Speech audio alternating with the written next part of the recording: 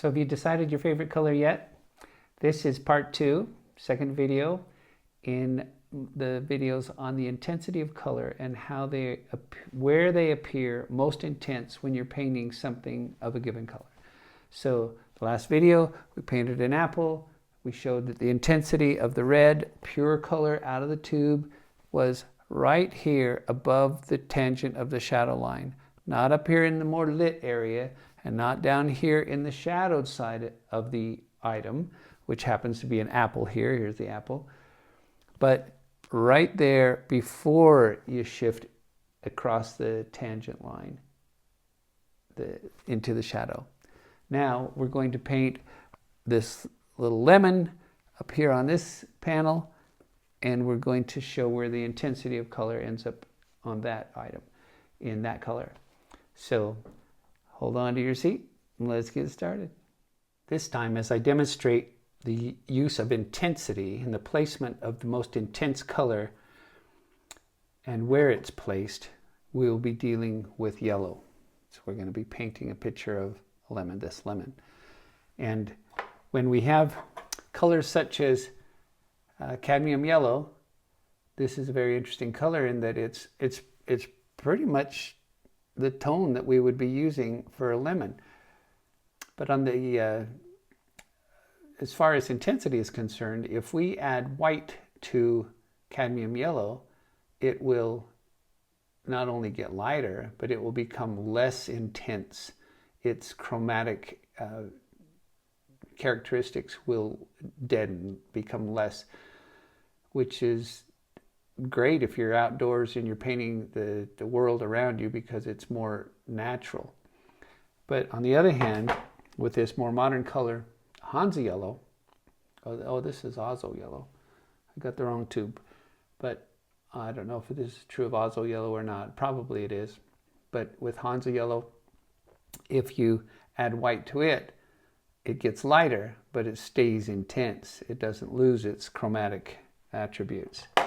So today with this painting, we're going to, again, use our vine charcoal just to place our lemon onto the surface. And I'm going to treat this as a little series, so if they all hang together, they can have the light coming from the same direction as we did when I painted the apple.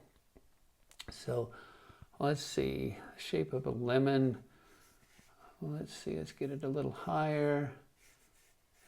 The forgiving nature of a piece of vine charcoal is really nice because you can just wipe it off and try again, and works out really well. So I think I'll extend this lemon a little further, out like that maybe. Have it a little longer that way. That could be all right. What do we think? Is that all right? It's kind of lemony shape. All right, that'll do. And then we're going to, again, have light from there so the light can hit this end piece and cast down this direction. It'll come cast down this direction. We'll end up with a shadow that's sort of this shape. All right, so there's our layout. There's our lemon, and my paint again is just down here, but it's going to be awkward to hold it up when I'm so zoomed in on the canvas itself, the little panel. So we'll not see the mixing down there, but we'll see the mixing up on the panel. So assuming that the light's going to hit here, that's going to be the lightest part of the lemon, not as we're seeing it here where it's over here. We can take some cad yellow, put it on here. This is pretty brilliant color. You've got the nice intensity right out of the tube. It's going to be lovely as we deal with this subject matter. Now, yeah, you can see it gets kind of lighter. So I'm going to sneak in here and take some Hansa yellow, which is what I have on my palette, not that Azo yellow. I just pulled the wrong tube out of the drawer. But let's say we're getting closer to the light source. So we're going to put this Hansa yellow in here closer to where the light's actually hitting the lemon. And that will give us more of a true nature of how light works in yellow. It'll be lighter and brighter and more intense the closer you get to the source of light, where it's actually hitting the subject matter. So we'll take a little bit more of that and lighten that area up. We had dragged some of that cad yellow in there, and we don't want that. So we're going to lighten this, brighten this up. I got a little carried away with that cad yellow when I first started. All right, so that's probably as much as we're going to need of this intense stuff. So what we can do is to increase the intensity using this modern Hansa yellow, we can get close to where the light's going to appear on here. Let's say it's going to be right here. We can just add some lighter effect by having added some white. And let's take some and put it on here too.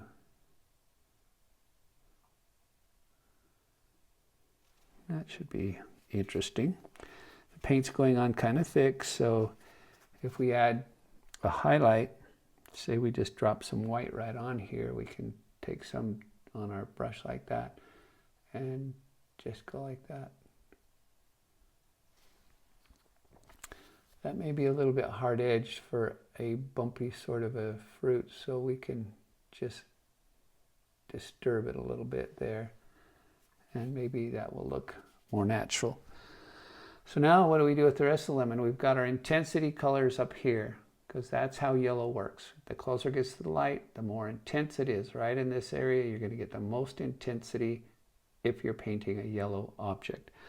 So I got this, where I'm hitting my phone with my camera with my brush. Okay, so let's see, what do we see down here? We've got some sort of green, sort of, you know what you get when you add the complementary color of yellow to yellow and purple are complementary colors. So if we put a little purple up there and then we add a little yellow to it, we're going to get some shade of green is typically what we would get. See how that affects that when they work together. Now you don't get mud because they're complementary colors. They complement each other. They work well together, not just next to each other, but inside each other as you blend them. So those are the tones we're going to get if we mix purples and yellows together. So when we look at this actual lemon here, depending on what's going to be reflecting off of here, what we're going to get down in the bottom for reflected light.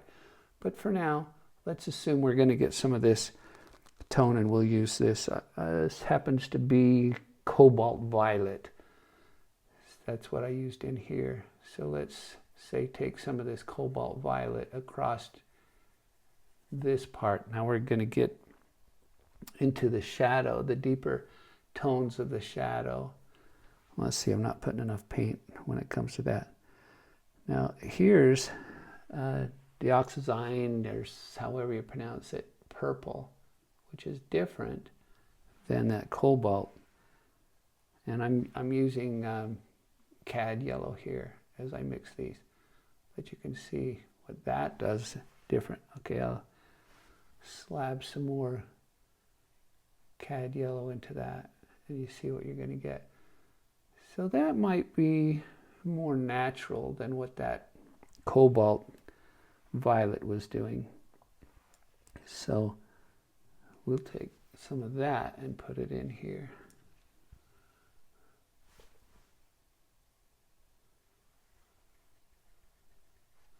We don't need to get particularly dark. I mean, it is a lemon, but it's the shady side, so we're going to let some of that happen underneath this little tip of the lemon and down here and not quite so dark as we go into an area that's got some reflected light into it.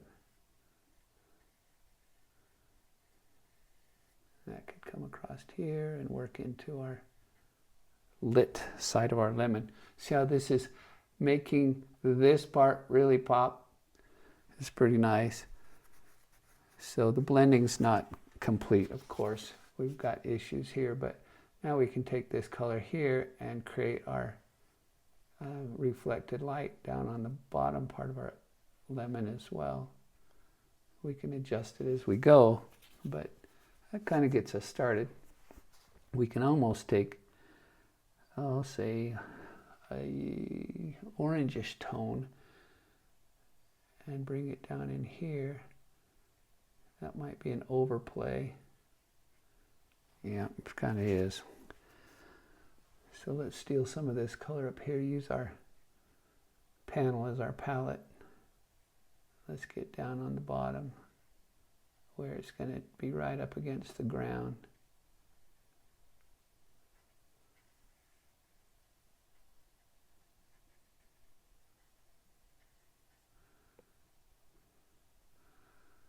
Well, it may be different than any onion that we've ever seen before, but it could be pleasant to look at one way or another. Now that seems to be still a little bit darker than it needs to be for reflected light, so I'm just going to pull some more cad yellow into this. And it's a pretty smooth surface, being a panel rather than a canvas, so it's kind of sliding around, and then I've put kind of a thick layer on it. So that's kind of the physical effect we're getting from the paint itself. All right, let's steal some of this and work up into the lemon a bit.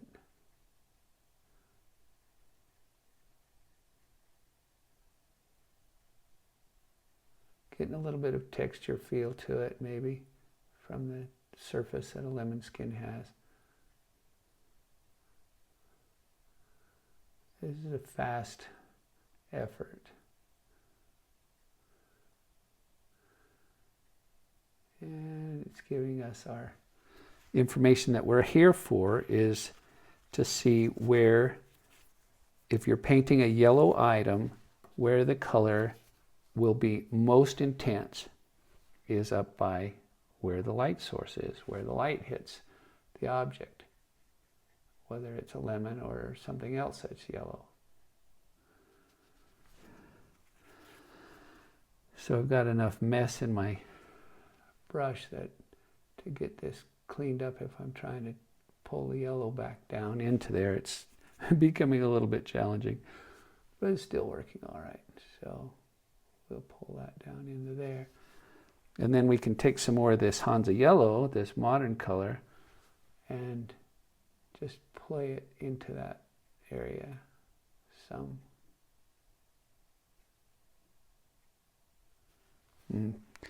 Possibly too much. Just have to play it back again. Just do it in reverse order. Get some of this cad yellow into there. And just fiddle with it a little bit. We don't want to noodle it so much that we lose any kind of integrity to the quality of our painting. But on the other hand, if we avoid that, we're okay. Get a little more purple in here, get some little darker feel to this shady side of the object.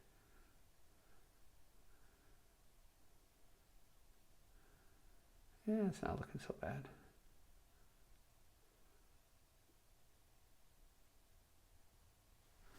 Up that last little stroke, I shouldn't have made it. I have to kind of come back in here and undo that. All right, so how we doing over here on this little thing? Looks like we could probably use some of this yellow that's been neutralized by the purple we put in it. That's not too shabby. Now we'll come back in with some cobalt yellow because we've got all this bright yellow down here. How about that? Something like that.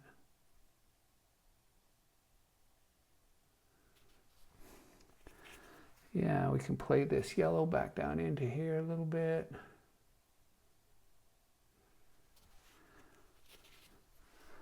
All right.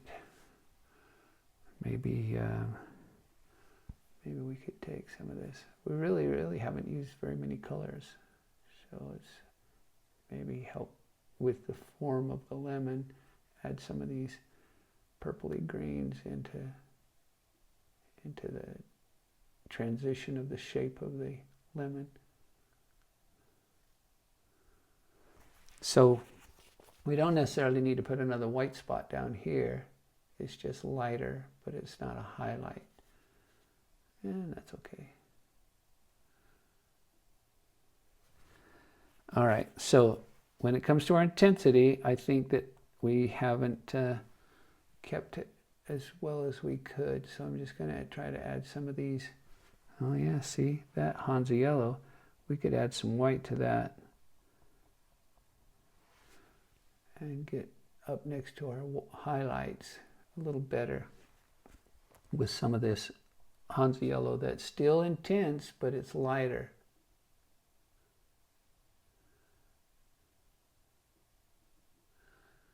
Oh, excuse me. And then maybe we've gone a little too far down here. So let's add some of that lemon yellow back, or cad yellow. Lemon yellow, that's funny. All right, so to round it off up there, so we have some visual rounding going on, we probably ought to get some of this tone here. I'm trying to add some cad yellow back up in here and tint it a bit, and maybe pull some of that up into there to let the curvature of the fruit seem real. Might have gone a bit far, so I'll pull a little bit more cad yellow.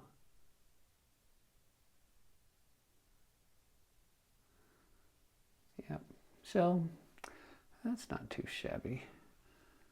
Maybe we could add a little dark right on here on this edge or something.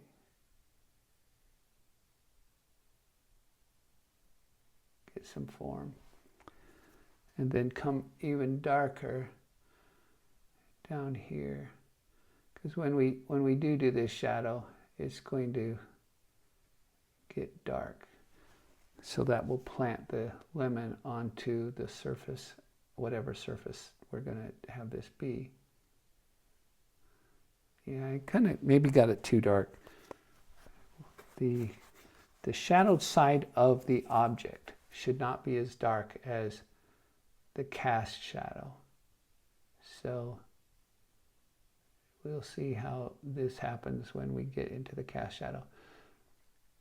So I painted an apple and I painted a lemon, and the idea is to talk about intensity of color and where that plays into the object. So this is a yellow object, the intensity is up here. This is a red object, the intensity is right along here, just before it goes into that tangent of shadow.